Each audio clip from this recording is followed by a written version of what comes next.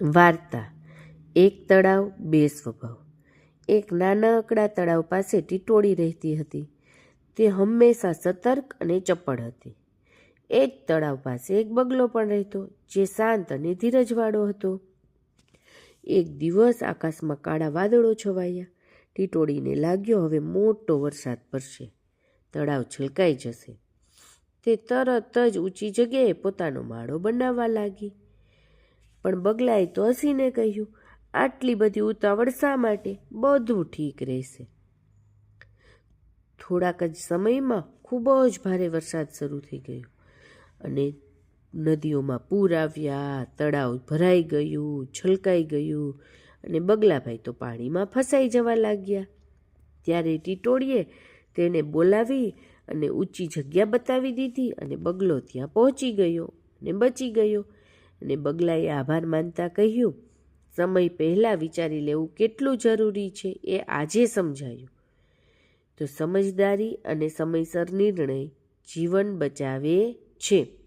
ટીટોળીની સમજદારી તેની પોતાની શક્તિ હતી, પરંતુ બગલાને મદદ કરવાની હિંમત એ જ સાથે મળીને ઉડવાની સાચી શક્તિ હતી. વાર્તા બે માર્ગ એક નિર્ણય.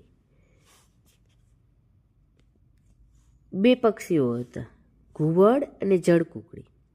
હવે આને આપણે જોઈએ તો ઉતાવળનું સ્વરૂપ એટલે જળકુકડી, વિચારનું સ્વરૂપ એટલે ઘુવડ.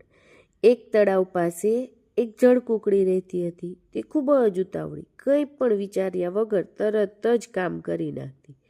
જ્યારે એ તળાવ પાસેના ઝાડ પર રહેતો હતો એક ઘુવડ. ઘુવડ હંમેશા શાંતિથી વિચાર કરી અને પછી જ નિર્ણય લેતો.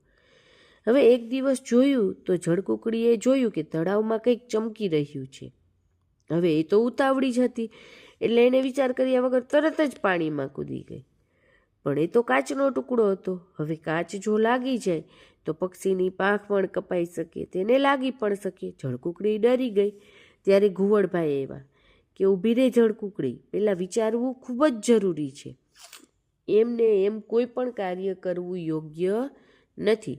ઘુવડની સલાહથી જળકુકડી ધીમે ધીમે બહાર આવી ગઈ અને તેને કાચનો ટુકડો કે કંઈ લાગ્યું નહીં.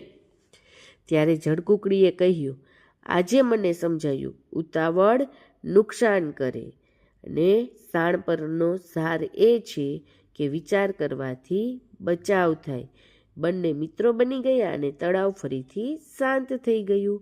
એટલે કોઈ પણ કામ પહેલાં વિચારવું જોઈએ. તમારા જીવનમાં અને કાર્યમાં ચમકતો કાચ શું છે? તમે ક્યારે જળકુકડી બનો છો અને ક્યારે ઘુવડ બનો છો તે કમેન્ટમાં ચોક્કસથી જણાવજો.